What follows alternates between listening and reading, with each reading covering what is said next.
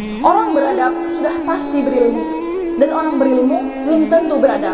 Seberapapun banyaknya ilmu yang kita miliki tanpa disertai adab yang baik akan menjadikan kita layaknya hewan. Bismillahirrahmanirrahim. Assalamualaikum warahmatullahi wabarakatuh. Alhamdulillahirabbil alamin wa bihi nasta'in ala umurid dunya waddin. Salatan salaman daiman ala rasulin karim wa ala alihi wa ashabihi ajma'in. Amma ba'du. Sobat madrasah yang dimuliakan oleh Allah, pada kesempatan kali ini saya akan berbicara dengan mengambil sebuah tema, adab lebih tinggi daripada ilmu. Sebuah pepatah mengatakan, orang beradab sudah pasti berilmu, dan orang berilmu belum tentu beradab. Kita pasti sudah mengetahui bahwa perbedaan manusia dengan hewan adalah akal atau ilmu. Tetapi, tingkatan yang lebih tinggi dari ilmu yakni adab atau akhlak. Karena seberapapun banyaknya ilmu yang kita miliki tanpa disertai adab yang baik akan menjadikan kita layaknya hewan. Contoh sifatnya seperti serakah, tamak, kejam, dan lain sebagainya. Imam Malik rahimahullah pernah berkata pada seorang pemuda Quraisy, pelajarilah adab sebelum engkau mempelajari suatu ilmu. Kenapa para ulama lebih mendahulukan mempelajari adab? Sebagaimana Yusuf bin Al-Husain berkata, dengan mempelajari adab, maka engkau akan dengan mudah mempelajari suatu ilmu. Syekh Abdul Qadir Al-Jailani mengatakan, aku lebih menyukai orang yang beradab daripada orang yang berilmu. Karena kalau berilmu, iblis pun ilmunya lebih tinggi dari manusia. Pertanyaannya, sebegitu pentingkah mempelajari adab baru ilmu kemudian? Kita ambil sebuah contoh.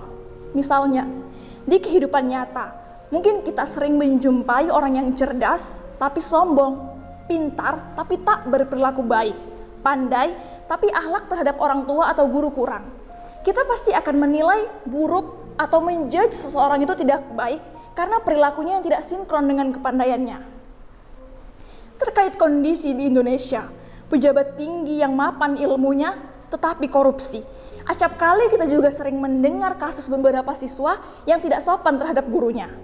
Itulah mengapa adab lebih diutamakan untuk dipelajari terlebih dahulu. Urgensinya, kita harus memiliki adab atau akhlak yang baik sebelum berilmu. Nabi SAW bersabda, akmalul mu'minina imanan ahsanuhum khuluqan. Kaum mukminin yang paling sempurna imannya adalah yang paling baik akhlaknya. Hadis riwayat Tirmizi nomor 1162.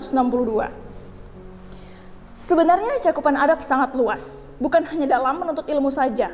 Dalam hal ini, dengan mengutamakan adab sebelum menuntut ilmu, menjadikan ilmu yang selama ini kita pelajari lebih bermakna. Pastinya, kita tidak ingin sudah lelah bertahun-tahun menuntut ilmu, namun hanya kesia-siaan saja yang kita dapatkan. Dengan adab dan akhlak yang baik, menjadikan kita lebih mudah memahami ilmu. Sobat madrasah yang dimuliakan oleh Allah. Selanjutnya, apa saja adab sebelum menuntut ilmu?